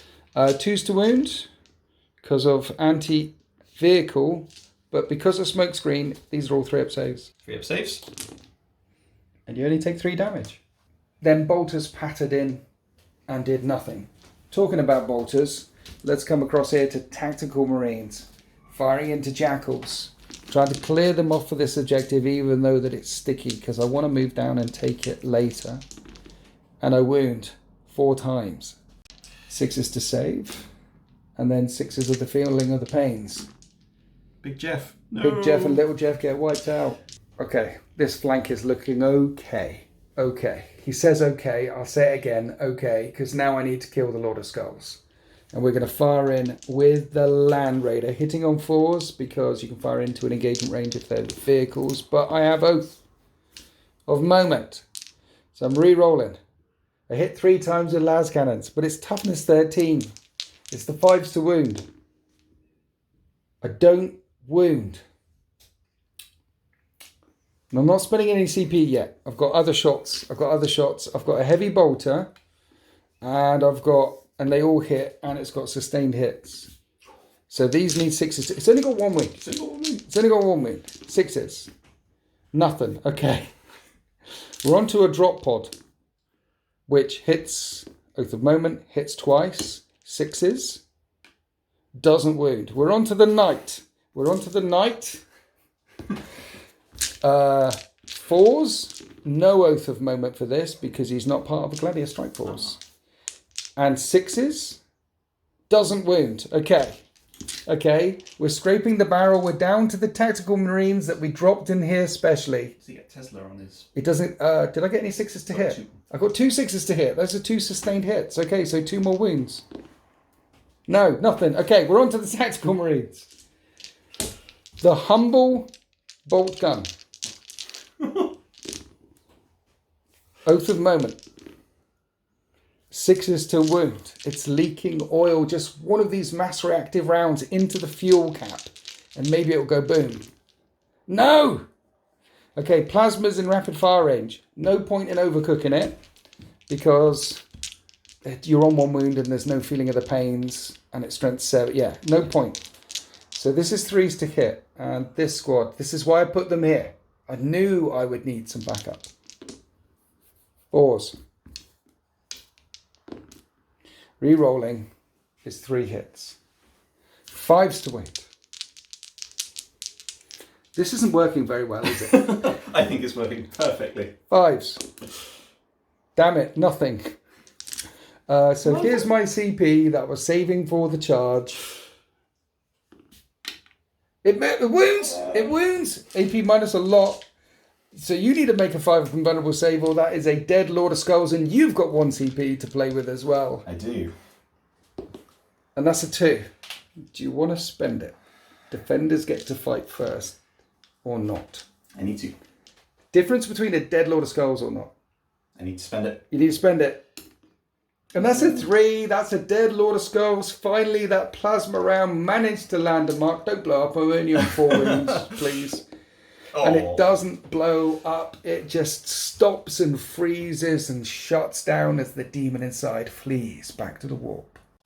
That's the end of my shooting phase. Now we come back to the Space Marines deployment zone for an 8-inch charge. My Terminators against the 8-bound. Does Khorne want it? Khorne doesn't want it when I do it. Charge has failed. That'll be the end of Space Marines. Turn 3. And I won't get secured no man's land because this knight is battle shocked.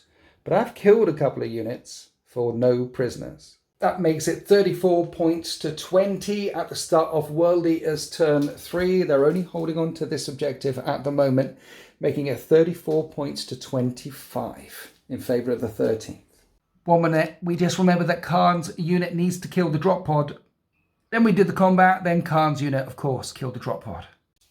And here are the orders for the World Eaters, and they want to kill even more. No prisoners, kill as much as possible, and get behind enemy lines with 1 or 2 units. The World Eaters find themselves split up all across this battle grid, but at least the orders from Khan are quite clear. Kill as much as possible and get behind enemy lines. So Khan ordered the Rhino forward and has gone busting up the table to get behind enemy lines.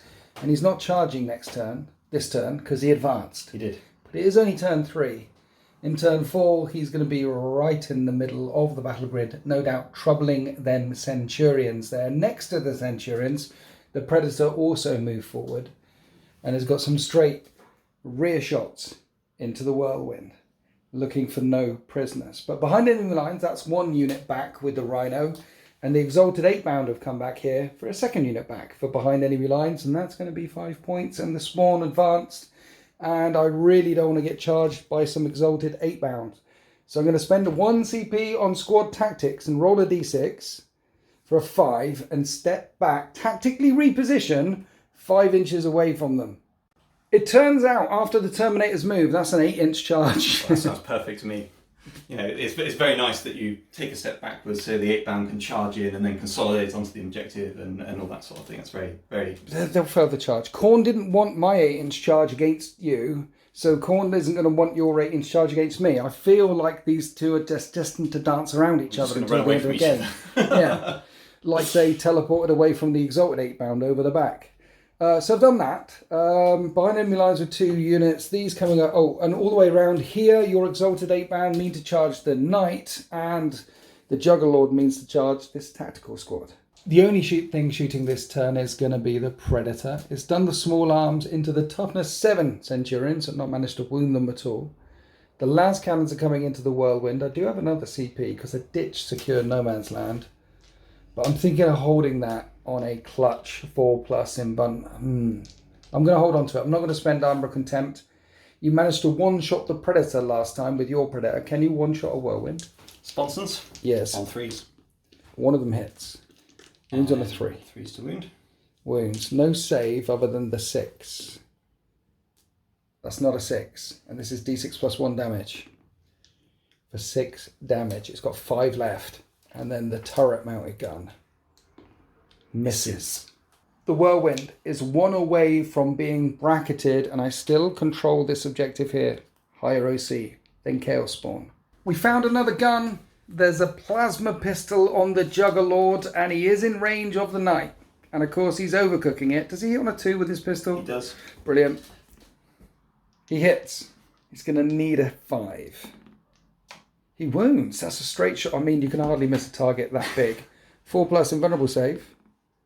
And I failed the save. The Knight's down to 2 wounds remaining. Don't roll a 1 on your Lord. You do roll a 1 on the Lord. He takes 3 wounds as the plasma pistol blows up in his face. But that's the end of the shooting phase. The Lord is going to charge. He needs a 4. And of course, he makes the charge. And over here, the Exalted 8-bound want to charge the Knight. And this is a 4 or 5.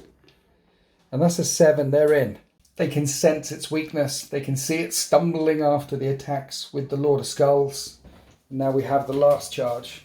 The 8-bound against my Terminators. You're not going to roll an 8.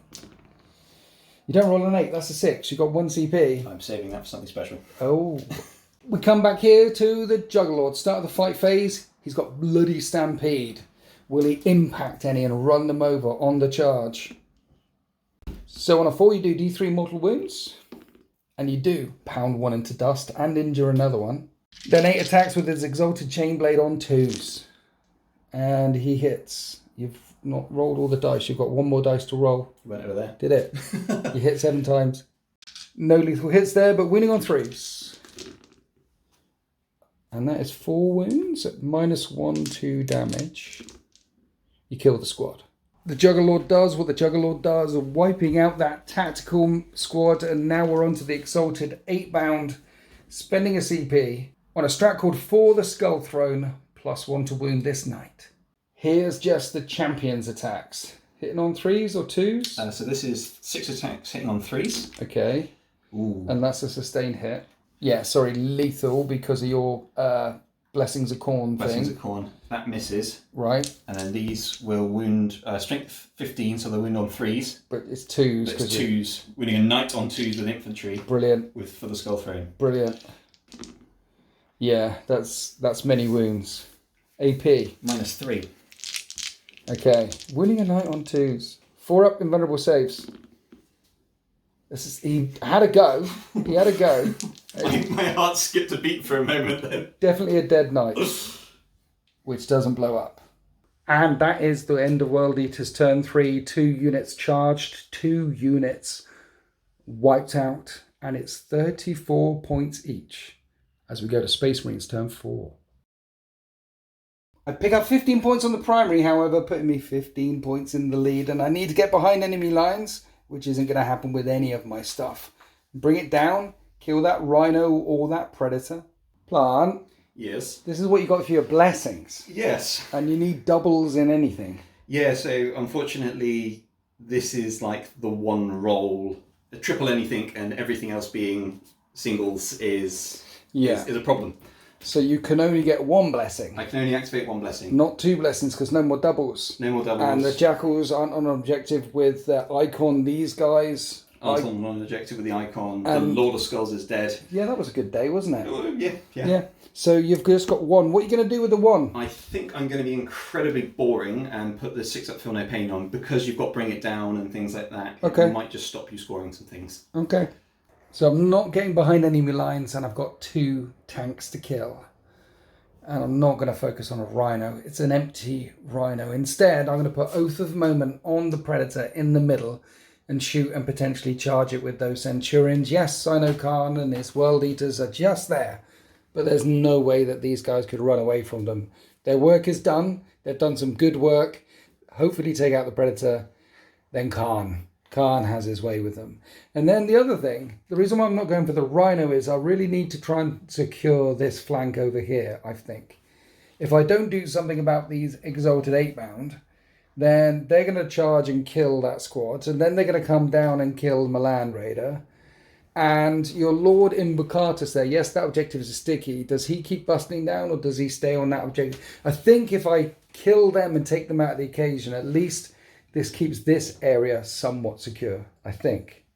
And then down over here, the Whirlwind is OCing that objective. It's got shots into the Predator, maybe, if it doesn't die. And Sagan rear. And the Terminators will make this charge against this 8-bound and take them out of the fight. That's the plan. We'll start the shooting phase down here. 2 straight shots with missile launchers. Both of them hit. And one of them wounds. 5 up save. Negative. And those don't count. One of them explodes 5 times. 5 feel no pains, but they have 3 wounds each. He dies. And then Hazardous Smite for 2 shots. Both of them hit. These are strength 6. They don't wound. Hazardous check? I'm fine. The warp is fine. The warp is my friend.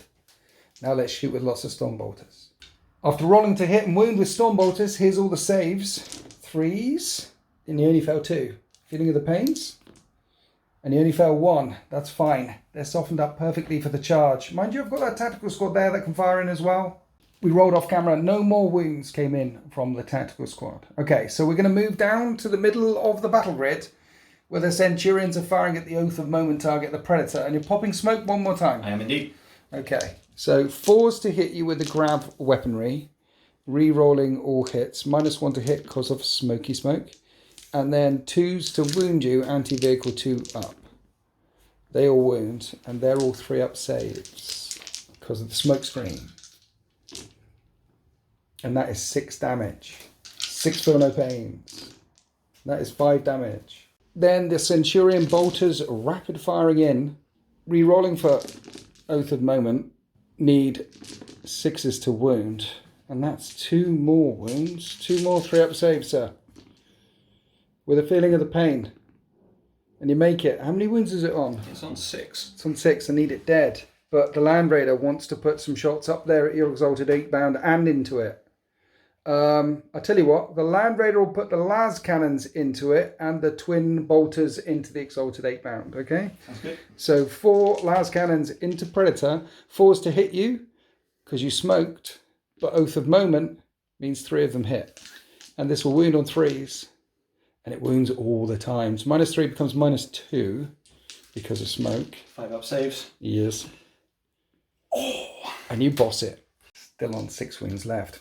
Heavy bolters into dudes. Only 2 hits and no wounds. Then we're going to fire the tactical squad in as well, adding in the storm bolter from the drop pod into the exalted 8 bound. That is 2 wounds into the exalted 8 bound. And that is 2 saves. Then we're overcooking some plasma at rapid fire range. The first one hits once. The second one hits once. Do they get hot? They don't blow up in my face. They're going to wound on 3s. They both wound. 5 up invulnerable saves on the exalted 8 bound. Stop making all the saves. How much damage? 2. 2 5 up, feel no pains.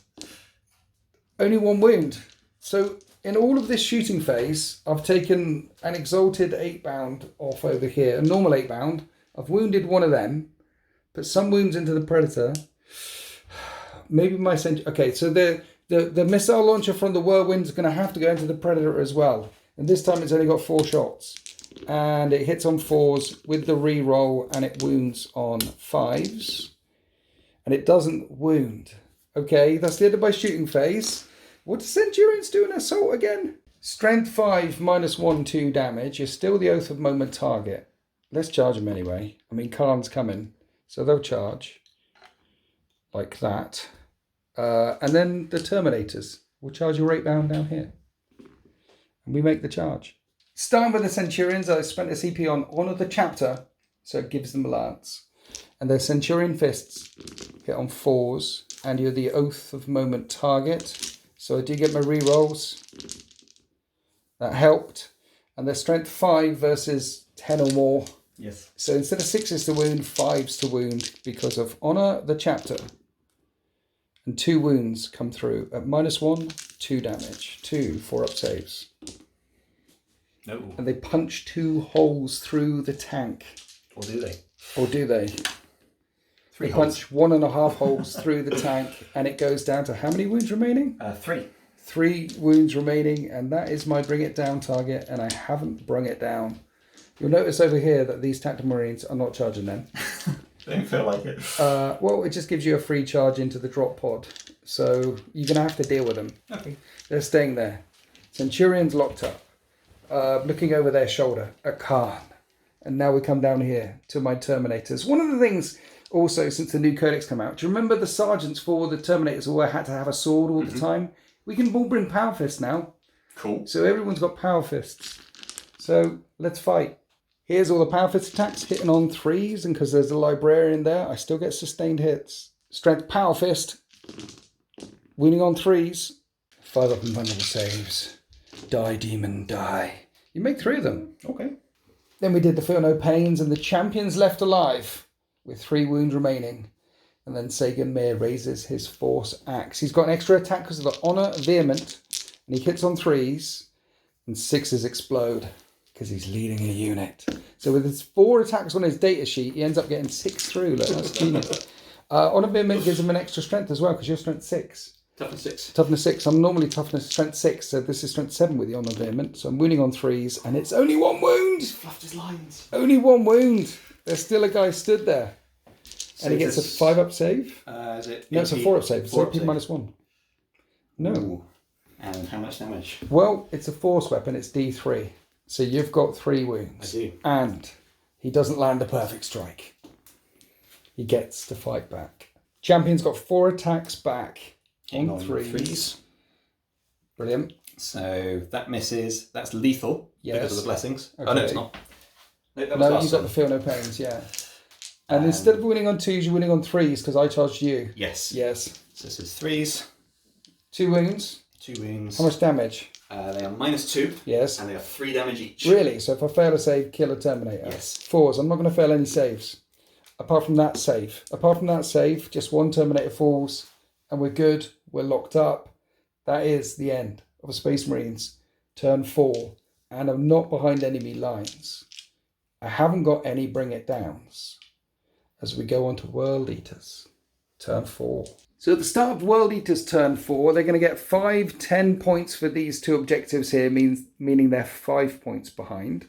Battle Shock on the Predator, it's okay. Battle Shock on the 8-bound over here, it can't fall back without doing a desperate breakout test. It doesn't want to fall back. Which is interesting. It doesn't want to fall back, cool. He's in a happy place. Nice. Let's have a look at the orders. The World Eaters want to extend their battle lines, hold their home objective and one in no man's land, and they're already doing it. And spread out and engage in every table quarter. So, in the World Eaters movement phase, the Spawn turned around and headed back for their home objective, home deployment zone, because that way with this unit, and the Lord, the Juggerlord, and that unit, you're engaging on all fronts for 5 points and it's a draw, and you're already extending battle lines, so you're 5 points in the lead. So, spreading out all over the place has chosen to be a top tactic for the World Eaters. The Predator staying in close combat because he knows that Khan will be able to dig it out of trouble as we go into the shooting phase. The Juggerlord firing a plasma pistol, this time not overcooking. No, he's learned his lesson. Into the tactical squad. So on a 2. And he misses. There we go. I like to think he didn't miss. I like to think that he reached for his plasma pistol, which is already blown up, and he's like, oh, yeah, I forgot. I didn't have one of them. The nails are stoking in his brain. I think the last thing that can actually fire is the Predator. What are you choosing to fire with a Predator? It's going to go everything into the whirlwind. Into the whirlwind? Nails are throbbing. He's seen it. He's already injured it and he wants it dead. Okay. I want to see if it can pop smoke. If not, I'll do Armour of Contempt. We learned that whirlwinds can pop smoke, and I can do Armour of Contempt on it because it's a difference between 5 points and 0 points. Well, 5 points and... Yes, I need the points. The smoke won't help me from the shots because you're hitting on 4s, but it'll help me with the saves. Yep. So here's the Sponsoon las cannons on 4s. And one of them hits. A wound on a 3. And it wounds. And instead of AP -3, with a smoke and Armour of Contempt, it's only -1. So 4-up save. Brilliant. It didn't help me. D6 +1 damage. It's down to 2 wounds remaining. It's still alive. Can the turret gun hit it on top? On a 4. Yes, it can. Can it wound it on a 3? No, it can't. It's twin linked though. It is twin linked. No, it can't. No, it can't. Everything was coming into the whirlwind as well. There's a Storm Bolter, which hits twice and needs 6s. And wounds. And I make the save. And then the Havoc Launcher. 3 shots. 4s to hit. 2 hits. 6s to wound at strength 5. No wounds. The whirlwinds are going to make it. Cost me a lot of CP, but the whirlwind's still on 2 wounds remaining. That is the end of the shooting phase. And, oh no, we've got a Rhino here. The Rhino can fire up and over into the whirlwind as well. He's going to bully some tactical marines. Some tactical marines? Yeah. Why would you do that? They've just been sat there chilling all game, watching UFC on their iPad. Space Marines really like the UFC.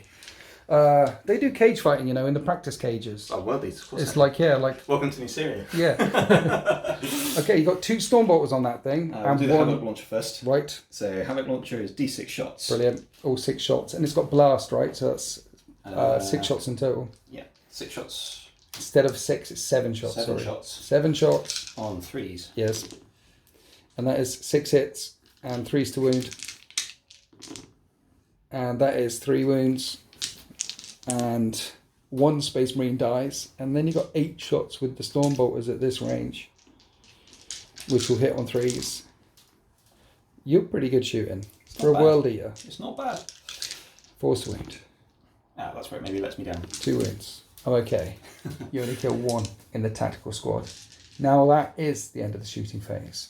Khan can't fail his charge against the Centurions and have no CP left. And the Exalted 8-bound are multi-charging this tactical squad and the pod. And then down in my deployment zone, this Rhino charged the tactical squad.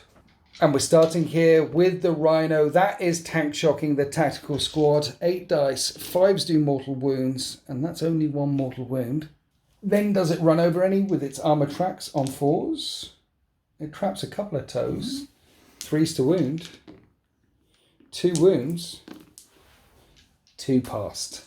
So there's still 4 tactical marines there. It was the tank shock that was going to do it, if anything was going to do it, plus it's World Eaters. It's very World Eatery, charging with empty rhinos. Now we're coming up to this side of the battle grid where the Exalted 8-bound are taking on these tactical marines and the drop pod. Here's the paired 8-pound chain fists into the drop pod on 3s. And you hit 5 times. And you're wounding on 2s. Twin linked. Everything wounds. -3, 2 damage. So 6s. That is a dead drop pod. And it doesn't blow up. You just cut it in half. And now we've got the 12 remaining attacks from the remaining 8-pound. So these are the eviscerators. Into the 5-man tactical squad. They'll hit on 2s. Brilliant. And have you got... No, you've got your feel no pain. What are you doing this turn? Yeah, so this was just the feel no pain this turn, so the bad roll. And then it's for wound on 3s.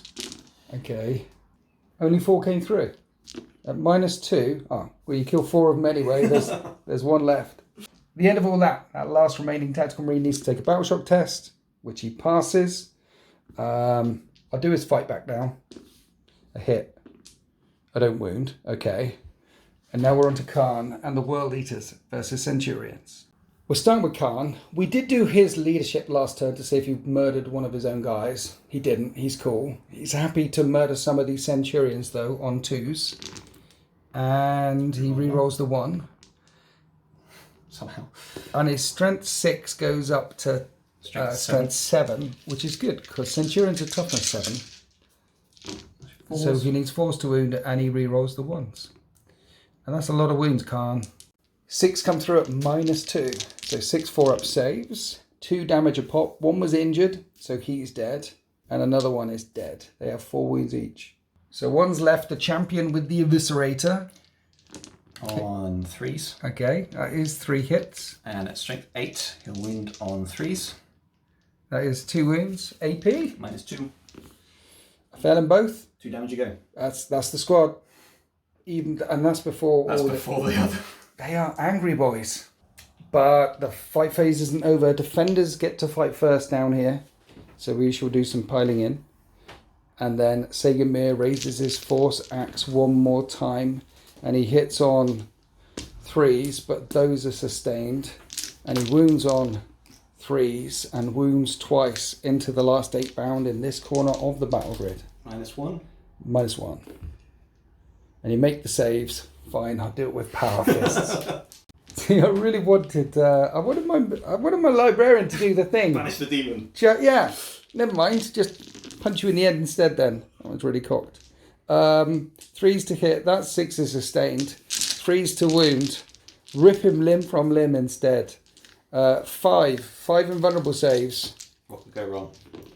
He's ripped limb from limb. There is some feeling of the pains, but I think it's over for him.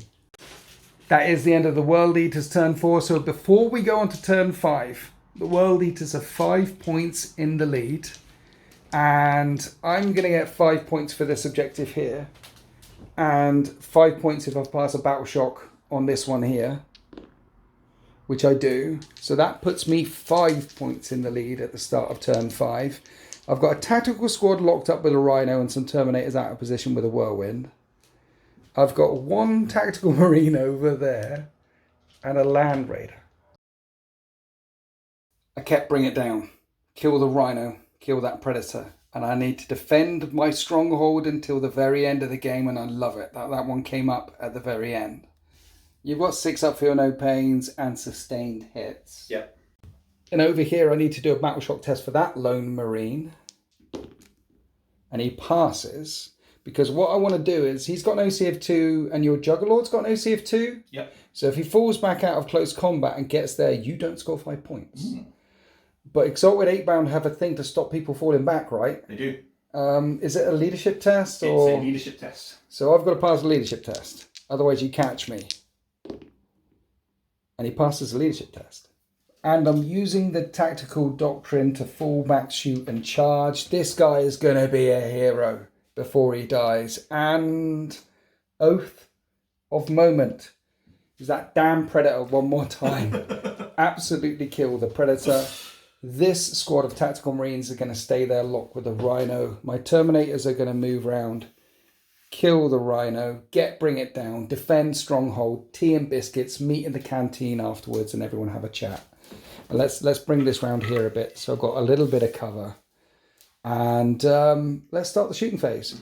By firing my Whirlwind missile launcher up and over Remember how we started the game? Firing at your Juggerlord? We're going to do this one more time because I'd love it if that guy was just stood there with me. He's got 4 shots.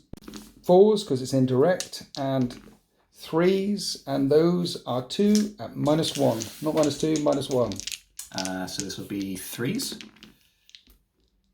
Ooh, that is 4 damage. That is 4 damage. He's got 4 wounds. You have got the feeling of the pain because blood is running in your ears. I'm going to CP one of those. Oh, okay. So he passes. He passes. And then 6 up, feel no pains. He takes 2 wounds. He's on 2 wounds remaining. And with the tactical doctrine, this Marine that survived the charge from the Exalted 8-pound is going to fall back, shoot and charge in the face. And of course, he's overcooked.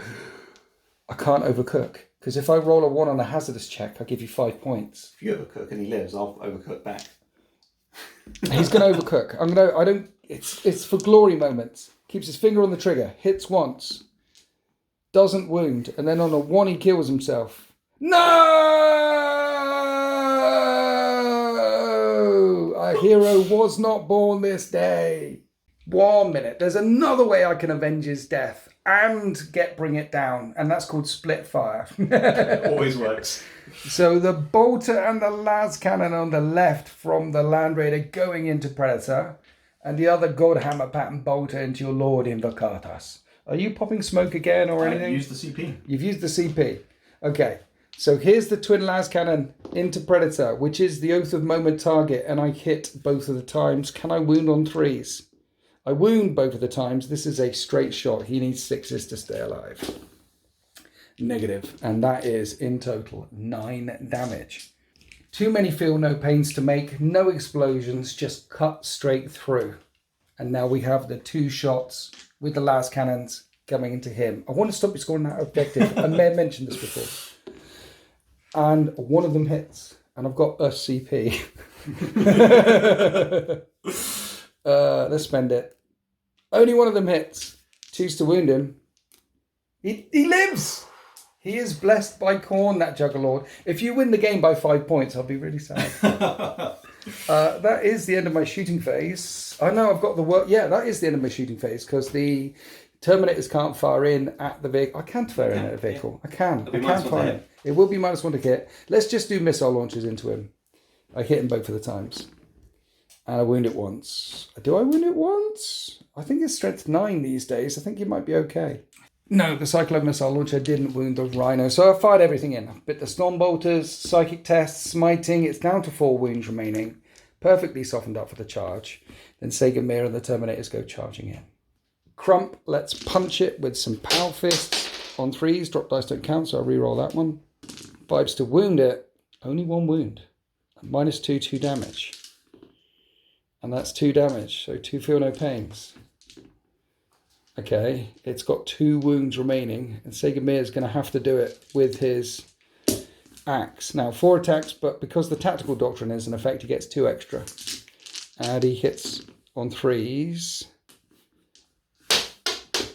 Top dice don't count, those are sustained. He's going to wound on 5s. Oh, 3 wounds. AP -2 now, I think. 1 minute. It's -1. 4 up saves. Ooh.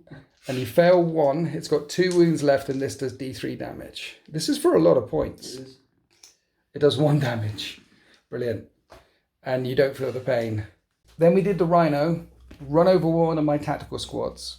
And now I've got 6 attacks back with tactical squads to kill this Rhino on 1 wound. This is worth like 3 points or 2 points for bringing it down. Anyway, 3s.